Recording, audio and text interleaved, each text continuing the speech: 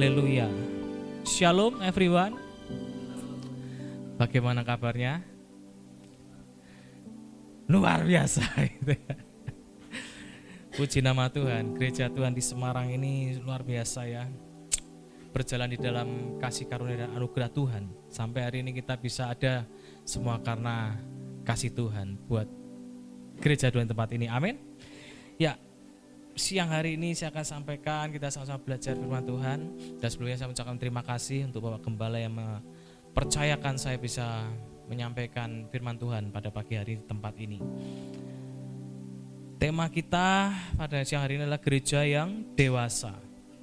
Ya, gereja yang dewasa ini berbicara kalau kita berbicara tentang gereja, yaitu adalah kumpulan orang-orang yang ada di dalam Tuhan, yang bertumbuh, berakar, dan menjadi saksi Tuhan, yang mengasihi Tuhan, yang terus bergerak dalam kehendak Tuhan. Amin. Jadi dewasa ini bukan berbicara tentang umur atau usia yang sudah semakin dewasa, bukan berapa lama kita ini ikut Tuhan atau bergereja, tetapi dewasa di sini saya artikan adalah bagaimana kita ini mengalami pertumbuhan dan mengalami perjumpaan dengan Tuhan Yesus secara pribadi, dan kehidupan kita semakin dipulihkan, kita bertumbuh, kita berakar dan dipakai Tuhan untuk menjadi saksinya. Amin, saudara. Jadi kedewasaan rohani ini yang perlu terus diajarkan di gereja Tuhan, di mana kita semua ini pada saat kita ini lahir baru, kita terus belajar tentang firman Tuhan supaya kita ini bisa bertumbuh dan mengerti isi hatinya Tuhan di dalam setiap kehidupan kita. Amin. Nah, saya akan masuk ke dalam poin, yaitu gereja yang dewasa. Yang pertama adalah gereja yang mengerti identitas dalam setiap kehidupannya. Jadi mengerti identitas di mana gereja yang dewasa ini mengenali dirinya sendiri. Banyak gereja Tuhan ya yang hanya beribadah setiap minggu dan hanya seperti itu aja, dan tidak mengalami pertumbuhan secara rohani, tidak mengenali dirinya sendiri bagaimana dia yang seharusnya menjadi dewasa. Tetapi siang hari ini saya akan sampaikan bahwa gereja Tuhan yang dewasa ini mengerti kehendak Tuhan. Amin. Ya, kita buka ayatnya di Kolose 2 ayat 6 sampai 8. Kamu telah menerima Kristus Yesus Tuhan kita, karena itu hendaklah hidupmu tetap di dalam Dia. Amin, saudara. Jadi pada saat kita ini mengalami perjumpaan pribadi dengan Tuhan, kita mengalami pertobatan. Di awal-awal dulu kita mengikut Tuhan, masih ingat saudara? Di mana pada saat kita ini dipulihkan, kita menerima Tuhan Yesus sebagai Tuhan dan Juru Selamat yang hidup, ya, kita menerima Kristus Tuhan. Hidup kita ditebus oleh karya Tuhan di kayu salib, ya. Hendaklah hidupmu tetap di dalam Dia, pertahankan, jangan goyah. Amin. Pertahankan kita ini tetap ada di dalam Tuhan di saat kondisi apapun yang terjadi saat ini. Amin, saudara. Ya, banyak orang-orang menjual Tuhan karena nggak kuat menghadapi kondisi saat ini. Penjual Tuhan itu seperti apa? Demi karirnya, demi pasangan hidupnya, demi kenyamanannya. Banyak enggak, saudara? Banyak. Oleh karena itu siang hari ini kita diingatkan, hendaklah hidupmu tetap di dalam Dia, dan hendaklah kamu berakar di dalam Dia dan dibangun di atas Dia. Supaya apa? Supaya kuat. Pohon yang kuat itu adalah pohon yang berakar semakin ke bawah, semakin dalam. Semakin dalam akarnya, maka pohon itu akan menjulang naik menjadi pohon yang tinggi. Kenapa bisa seperti itu? Karena akarnya kuat. Dibangun di atas Dia, dan hendaklah kamu bertambah teguh dalam iman. Iman yang terus bertambah di dalam Tuhan. Iman yang semakin percaya, yang dibangun terus menerus kepada Tuhan. Pada saat hidup kita ini ditempa oleh hal-hal yang tidak enak, bukan untuk menghancurkan kita. Pada saat proses setiap kehidupan kita yang kita alami, bukan untuk melemahkan kita, tetapi justru biarlah iman kita ini boleh semakin bertumbuh di dalam Tuhan, yang telah diajarkan kepada setiap kita. Setiap waktu kita mendengar firman Tuhan, Kita diproses, mungkin Tuhan berkata pada saat mengalami suatu masalah. Kita diingatkan oleh mungkin kakak rohani kita. Ya.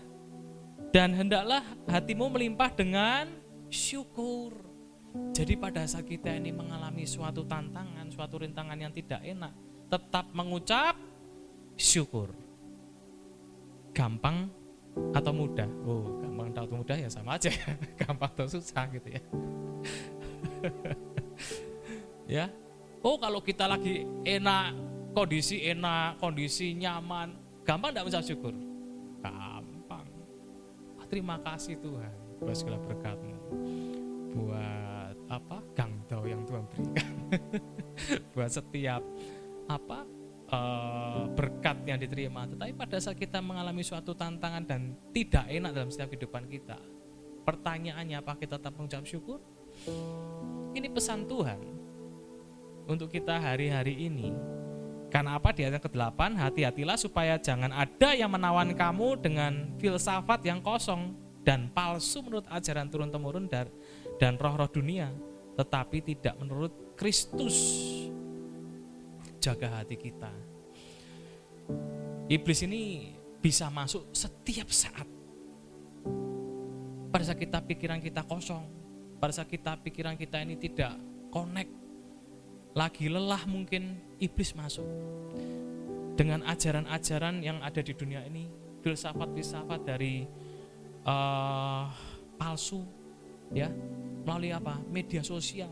Saat ini si jahat ini bergerak melalui apa? Media sosial yang sering kita lihat. Di sana banyak ajaran-ajaran yang tidak benar, yang tidak sesuai dengan firman Tuhan. Akhirnya tanpa sadar itu masuk dalam pikiran kita dan mengecohkan pikiran kita, dan akhirnya kita mengolah dan kita terjebak di sana. Ya, hati-hati dengan kehidupan ini. Identitas gereja yang dewasa itu adalah gereja yang bisa membedakan mana yang dari Tuhan dan bukan yang daripada Tuhan. Roma 12 ayat yang kedua, tidak ada di PowerPoint. Janganlah kamu menjadi serupa dengan dunia ini, tetapi berubahlah oleh pembauran budimu sehingga kamu dapat membedakan manakah kehendak Allah, apa yang baik, yang berkenan pada Allah, dan yang sempurna. Jangan menjadi serupa dengan dunia ini. Dunia ini sedang menuju kepada kebinasaannya. Kalau dunia sedang menuju pada kebinasaannya, kita jangan ikut. Betul enggak? Kalau dunia nantinya akan jadi amsyong, ya kita jangan ikut amsyong. Karena kita harus tahu bahwa kita ini bukan berasal daripada dunia ini. Kita berasal dari kerajaan Allah. Amin, saudara. Dan kita nanti akan kembali juga memerintah bersama dengan Tuhan Yesus. Ya, identitas gereja yang dewasa adalah gereja yang melayani Tuhan. Melayani karena kita mengasihi Tuhan. Melayani bukan karena kita tugas. Tugas, tanggung jawab ya diberikan, tetapi setiap tugas yang diberikan itu adalah bagi kita, untuk kita bisa melayani Tuhan, itu adalah ucapan syukur kita untuk karena kita ini mengasihi Tuhan. Kita mengembalikan persepuluhan, kita memberikan persembahan kepada Tuhan, kita melayani Tuhan, itu bukan karena kita ini takut nanti Tuhan marah pada kita, itu salah. Oh, aku tidak mengembalikan persepuluhan karena aku nanti takut dikutuk oleh Tuhan, itu pikiran yang salah. Tuhan tidak seperti itu gitu loh. Tuhan itu tidak seperti preman algojo gitu loh. Oh, kamu tidak memberikan persepuluhan nanti aku buat hidupku jadi susah. Tidak seperti itu. Itu adalah pikiran kutuk yang diberikan dari si jahat. Kita memberikan persembahan, persepuluhan, kita boleh melayani Tuhan karena bukti kita ini karena kita mengasihi Tuhan. Amin. Rasa syukur kita sampai hari ini, bahkan ada penyertaan Tuhan yang sempurna. Kita masih dalam keadaan yang sehat dan kuat, kita diberikan kekuatan daripada Tuhan. Kita mengucap syukur, kita mengasihi Tuhan. Oleh karena itu kita bisa melayani Tuhan. Jadi tidak ada kata pensiun di dalam Tuhan. Aku udah tua, biarin yang muda-muda aja, tidak seperti itu. Kita ini bisa dalam Tuhan, melayani Tuhan seumur hidup sampai kita dipanggil Tuhan. Amin. Identitas gereja yang dewasa mengucap syukur dalam keadaan baik maupun tidak baik. 1 Tesalonika 5 ayat 18. Mengucap syukurlah dalam segala hal, sebab itulah yang dikehendaki Allah di dalam Kristus Yesus bagi kamu. Tetaplah bersuka cita apapun keadaanmu. Ya, dalam gereja Tuhan tempat ini, ya kita ada di tempat ini bukan hanya datang seperti ini aja, tetapi kita datang beribadah karena kita ini mengasihi Tuhan dan kita ini mengucap syukur buat kebaikan Tuhan. Amin. Kita ini tidak bisa balas kebaikan Tuhan kok. Wong kebaikan kita aja seperti kain kotor di hadapan Tuhan, betul enggak? Iya kan? Ya kita bisa melayani Tuhan, berikan kepada Tuhan apa yang kita bisa berikan. Mengucap syukur itu artinya apa? Kita ini berterima kasih kepada Tuhan. Amin. Jadi kita datang ke gereja ini jangan hanya sebagai tamu, jangan menganggap diri kita sebagai tamu. Kalau tamu itu mintanya hanya dilayani. Tapi kita di gereja Tuhan tempat ini, kita ini adalah sebagai apa? Sebagai anak, kita sebagai keluarga. Kalau kita sebagai anak, kita sebagai keluarga, sudah seharusnya kita melayani, bukan dilayani. Nangkep saya sini? Ya, kita melayani. Karena dalam Tuhan kita bukan sebagai tamu, tetapi kita sebagai keluarga. Sebagai keluarga kita melayani di rumah, keluarga demi keluarga, orang tua dan anak. Ya sudah sepatutnya kita di dalam keluarga, ya di rumah kita melayani. Bersih rumah kita melayani. Tapi kalau tamu yang datang mintanya apa? Dilayani. Betul? Ya, di rumah Tuhan pun sama. Kita melayani. Ada yang kurang apa ini semuanya kita layani. Sebenarnya tidak perlu disuruh, tapi dari kerinduan hati kita, apa yang kita bisa berikan untuk Tuhan, itu gereja yang dewasa. Amin.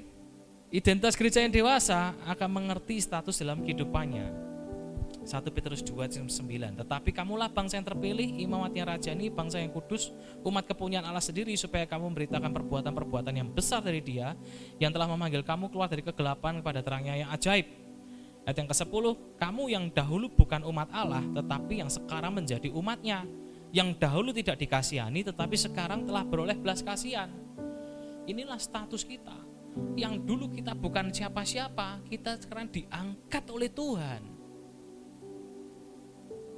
Amin. Statusnya kita sekarang adalah milik Tuhan, imamat yang rajani dan kepunyaan Allah. Kalau kita mengerti status kita tidak akan sembrono dalam kehidupan ini. Kita pasti akan menjaga baik-baik kehidupan kita, karena kita mengerti status kita di dalam Tuhan. Kita bukan manusia lama lagi yang dulu menuju kebinasaan, tetapi kita menjadi manusia baru, ciptaan baru yang di dalam Tuhan. Amin. Ini yang kita harus tangkap pagi hari ini, bahwa kita harus mengerti statusnya, status kita di dalam Tuhan.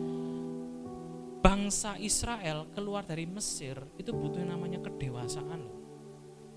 Untuk masuk ke tanah perjanjian butuh yang namanya kedewasaan.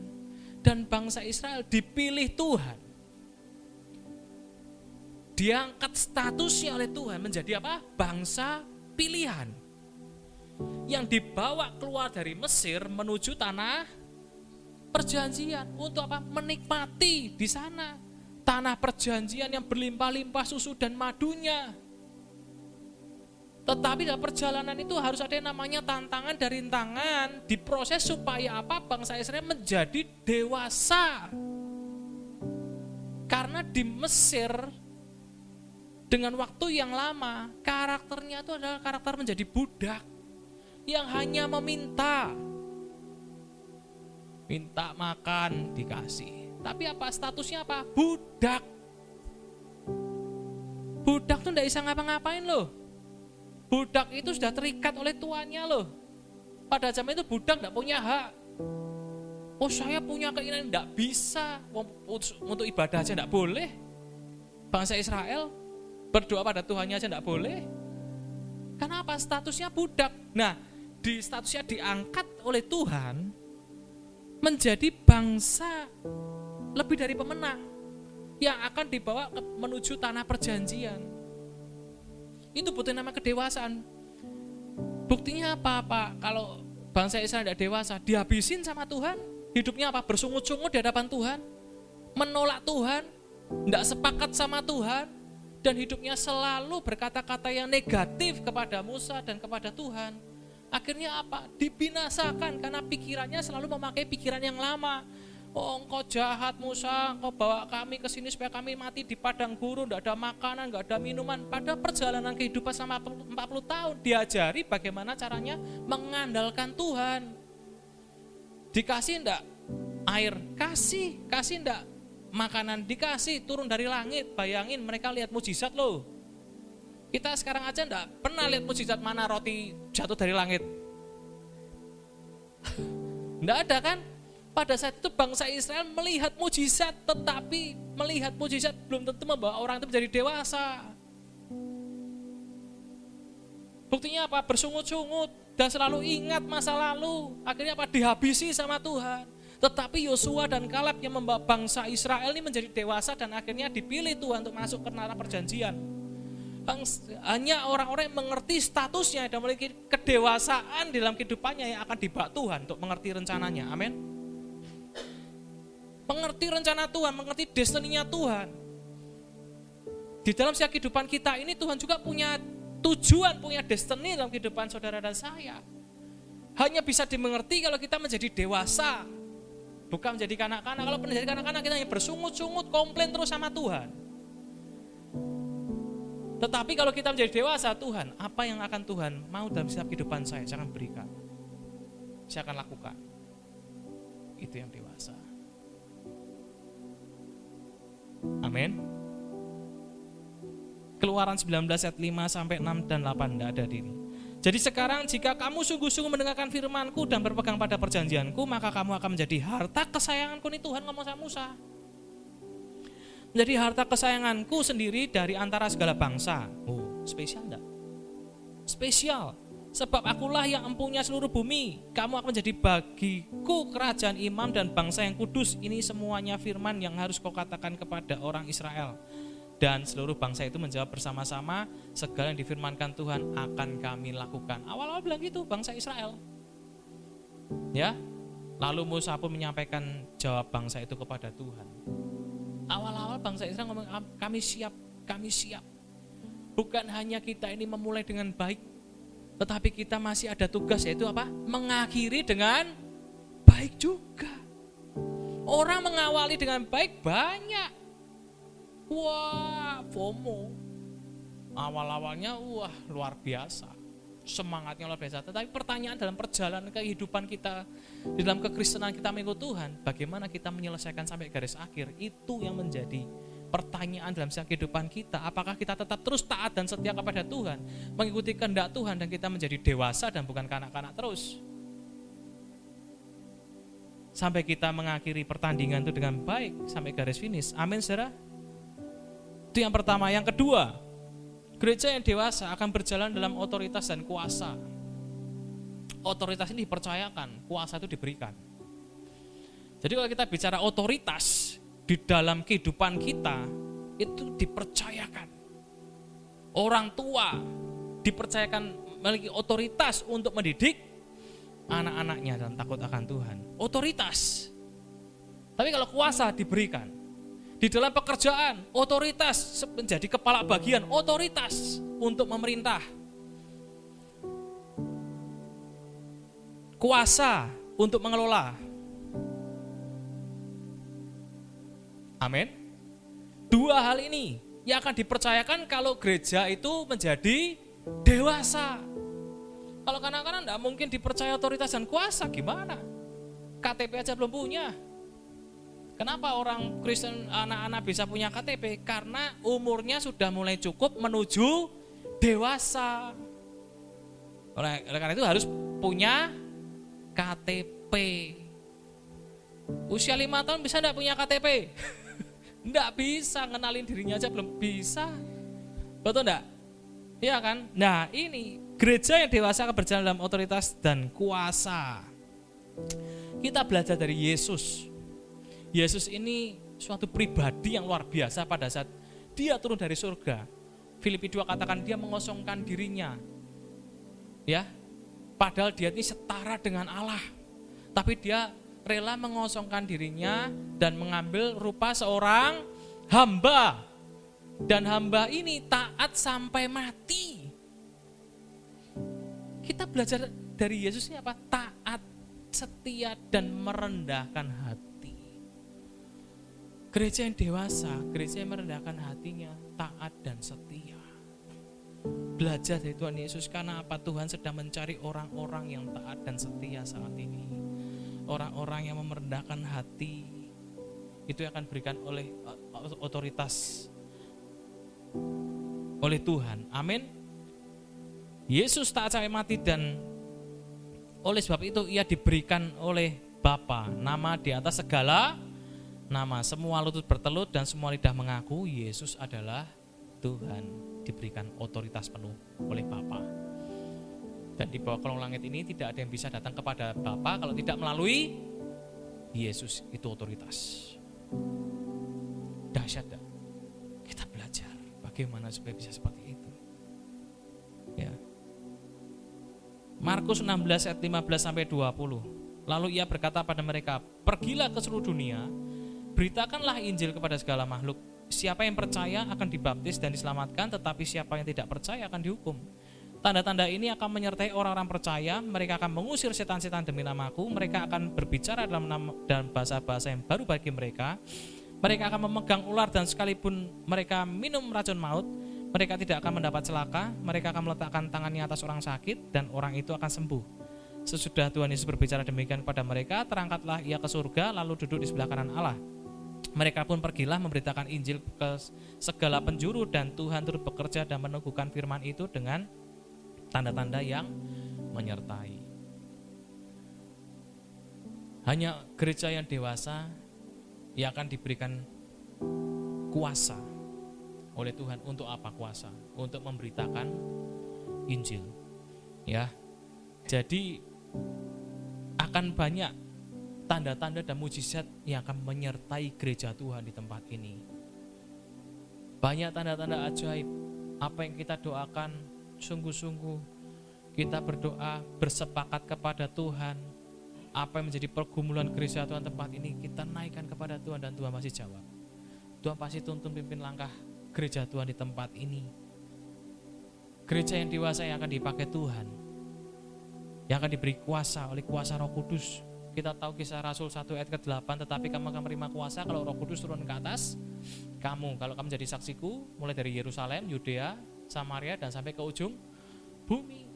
Hanya gereja yang dewasa yang akan diberikan kuasa Roh Kudus.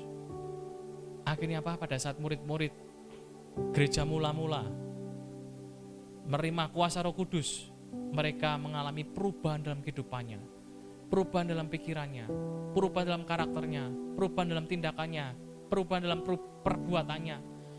Semuanya mengalami perubahan. Murid-murid pada saat itu mengalami kuasa yang luar biasa. Ya, ada dunamos, ada ledakan di sana, ada hal-hal besar yang dilakukan. Pada saat terima kuasa itu, Petrus berkhotbah, dan kira-kira 3.000 jiwa orang bertobat dan minta dibaptis. Dahsyat dah. Itu suara Petrus adalah suara manusia, tetapi kekuatan yang dahsyat itu ada kuasa dari Roh Kudus. Gereja yang dewasa akan penuh dengan kuasa melalui perkataannya. Amin. Gereja mula-mula mengalami perubahan dalam kehidupannya. Mereka berkumpul sehati, mereka sepakat. Mereka bersaksi tentang Tuhan, mereka menyampaikan Injil firman Tuhan, dan banyak orang yang diselamatkan. Amin. Ya, gereja yang dewasa akan bergerak. Jadi gereja yang murah hati, gereja yang memperhatikan satu dengan yang lain, gereja yang mulai menolong satu dengan yang lain, gereja yang terus bergerak, sehati sepakat bersama dengan Tuhan untuk memenangkan banyak jiwa. Amin. Ya. Jiwa-jiwa itu bisa sepakat, ya. Itu kalau dia itu diajak sepakat itu, kalau dia itu merasa diperhatikan. gereja Tuhan bisa bersama-sama bergerak karena ada yang namanya kesatuan hati. Kesatuan hati ini gimana caranya? Kita sering bersama-sama, kita sering berkumpul, merasa dalam lingkungan ini menjadi lingkungan yang nyaman, diperhatikan. Saya belajar bagaimana caranya sehati sepikir memberitakan Injil, dan jiwa-jiwa boleh bertambah itu pada saat kita ini sepakat untuk terus bersama-sama, bukan berjalan sendirian. Kita tidak akan kuat, saudara. Kita harus bersama-sama, karena kita makhluk sosial. Kita harus bergerak juga bersama-sama dengan yang lain, di mana kita bisa memperhatikan satu dengan yang lain, saling mengisi. Dan satu orang bertobat, tambah satu jiwa lagi bertobat, tambah satu jiwa lagi bertobat, dan berkumpul bersama-sama.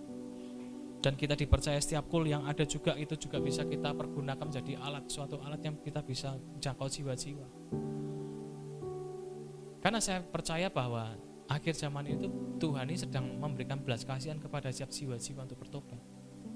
Dan Tuhan akan memakai kehidupan kita. Tuhan tidak akan pakai yang lain.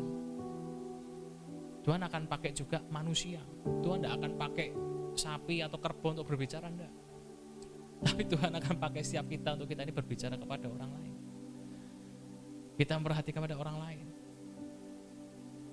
Nah, dari situlah akhirnya mereka merasa nyaman, mereka menemukan keluarga rohani yang saling membangun. Saya memperhatikan dan mereka merasa diperhatikan, dan mereka akhirnya ikut bergabung bersama-sama. Yang tadinya mereka tidak beribadah, akhirnya mereka beribadah. Kita diberikan kuasa oleh Tuhan untuk kita bisa berkata-kata, kita bisa menguatkan orang lain, kita bisa memperhatikan orang lain, kita mendoakan orang sakit dan orang sakit itu bisa sembuh. Amin. Walaupun kesembuhan itu adalah kedaulatan Tuhan, betul enggak? Tapi yang penting kita lakukan porsinya kita. Kita diluputkan dari segala yang jahat. Minum racun maut, tadi kan katakan kan, minum racun maut tidak mati. Kita di reka yang jahat juga Tuhan luputkan. Itu perlindungan Tuhan.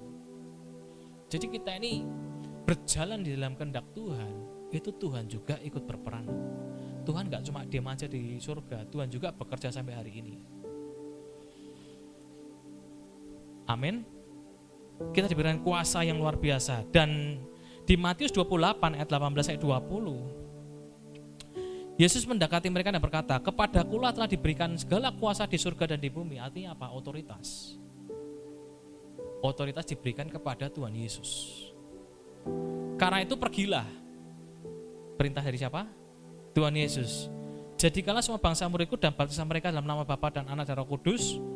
Dan ajalah mereka melakukan segala sesuatu yang telah kuperintahkan kepadamu, dan ketahuilah aku menyertai kamu senantiasa sampai kepada akhir zaman. Setelah Tuhan Yesus terima otoritas dari Allah Bapa, ya, kepadaku diberikan segala kuasa di surga dan di bumi. Dan Tuhan Yesus juga lanjutkan kepada siapa? Murid-murid. Siapa murid-murid? Gereja yang dewasa. Amin. Di sini ada dikatakan jadikanlah. Jadi bukan lagi kita nih sama Tuhan tuh kita seperti kanak-kanak hanya terus meminta. Enggak. Minta enggak masalah, betul enggak? Kita minta, Tuhan, aku mau minta kesehatan, aku minta kekuatan, aku minta terobosan, enggak masalah. Tetapi bukan seperti itu terus-menerus. Gereja dewasa adalah gereja yang mau dijadikan, mau dibentuk. Dimulai dari siapa? Keluarga. Keluarga siapa? Orang tua yang dibentuk terlebih dahulu melalui apa? Firman Tuhan, diubahkan kehidupannya. Saya yang dulu yang kehidupannya tidak karu-karuan diubahkan oleh Tuhan. Karena mendengar firman Tuhan, diajar oleh firman Tuhan. Menjadi suami istri, kami punya anak. Kami wariskan itu.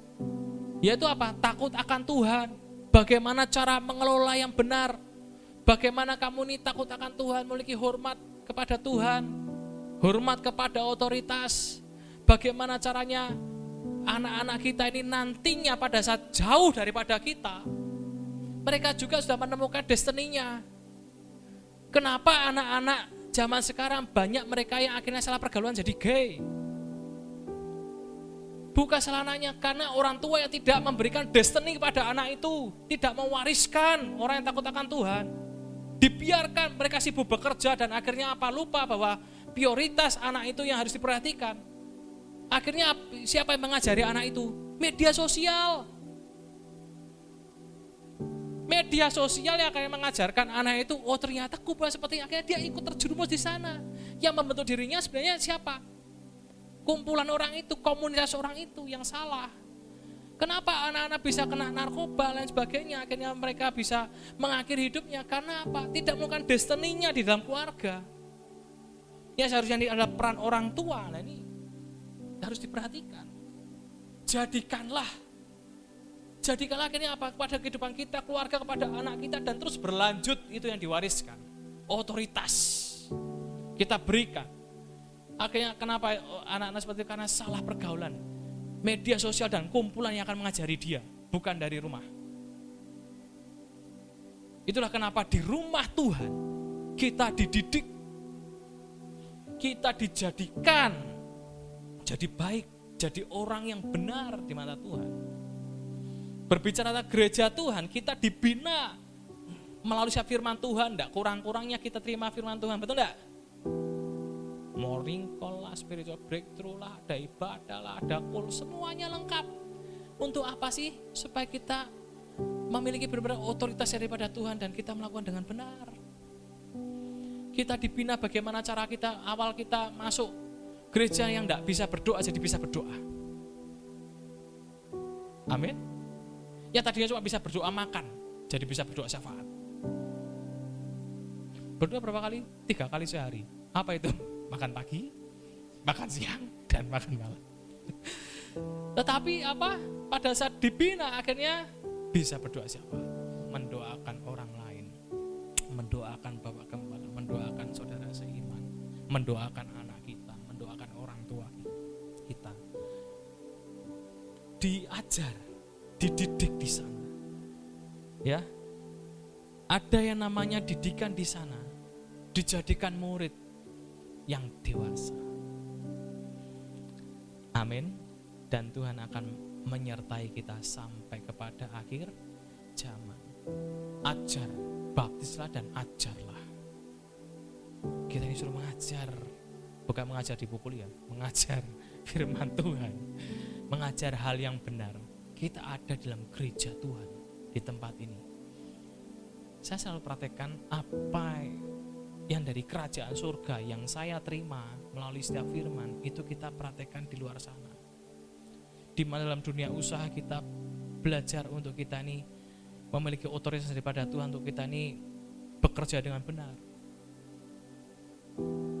menghasilkan uang dengan benar. Karena banyak yang namanya orang terima otoritas tetapi menggunakan salah dengan otoritasnya itu. Banyak enggak?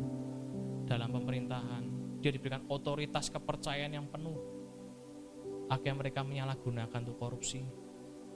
Ya kan? Kalau bukan daripada Tuhan bisa salah.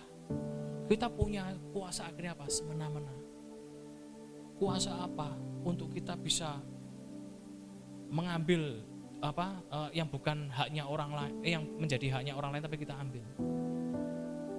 Kalau kuasa tidak dibarengi dari Roh Kudus akan salah juga kita pakai. Amin saudara. Ya, jadi benar-benar kita ini berjalan, gereja yang dewasa berjalan dalam kuasa dan otoritas. Terus yang terakhir, yang ketiga, gereja yang dewasa adalah gereja yang menghasilkan buah. Yohanes 15 ayat 3 sampai 5. Kamu memang sudah bersih karena firman yang telah kukatakan kepadamu. Firman Tuhan katakan kamu sudah bersih. Ya, karena firman yang telah kukatakan kepadamu. Tinggallah dalam aku dan aku dalam kamu, sama seperti ranting tidak dapat berbuah dari dirinya sendiri Kalau ia tidak tinggal pada pokok anggur, demikian juga kamu tidak berbuah jikalau kamu tidak tinggal dalam aku. Akulah pokok anggur dan kamulah ranting-rantingnya. Barang siapa tinggal di dalam aku dan aku di dalam dia, ia berbuah banyak. Sebab di luar aku kamu tidak dapat berbuat apa-apa. Jadi di ayat ini dikatakan bahwa kamu sudah bersih, tetapi bukan cuma bersih. Tinggallah di dalam Tuhan. Tetap melekat kepada Tuhan, tetap melekat pada pokok anggur supaya kita tetap terus berhubungan dengan Tuhan. Kita tetap terus sepakat dengan Tuhan. Kita tetap terus berjalan dalam tuntunan Tuhan. Sebab di luar Tuhan kita nggak bisa apa-apa, nggak bisa berbuah dan kita akan mati. Dunia saat ini sedang mengalami yang namanya kegoncangan, tetapi kerajaan Allah itu tidak akan tergoncang.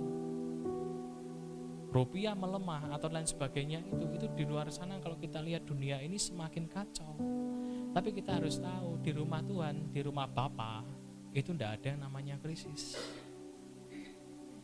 Amin.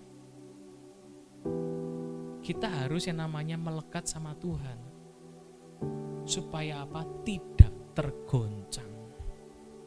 Walaupun kita juga merasakan, tetapi kita berbeda. Kita tetap mengandalkan Tuhan, kita melekat sama Tuhan, artinya kita ini mengandalkan Tuhan, tetap menghasilkan, tetap produktif, berpikir bagaimana caranya kita ini tetap berproduktif. Kalau kita tidak melekat sama Tuhan, tidak akan bisa. Firman Tuhan katakan kalau kita melekat, kita akan berbuah banyak. Amin. Menjadi dewasa, ranting itu harus dibersihkan dan dipotong supaya lebih banyak berbuah. Jadi jangan kita ini kecewa pada saat kita ini sedang dibersihkan oleh Tuhan. Sebenarnya pada saat kita dibersihkan, hal yang tidak enak itu terjadi, proses dalam kehidupan kita itu tidak enak. Tetapi ujung-ujungnya supaya kita ini mengerti menjadi dewasa dan kita menghasilkan buah.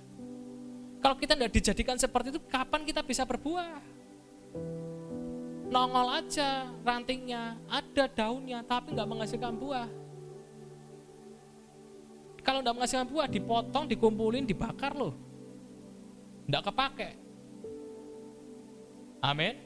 Tapi karena kita ini mau dibersihkan, rela menjadi bejana yang dibentuk oleh Tuhan, kita akan menghasilkan buah.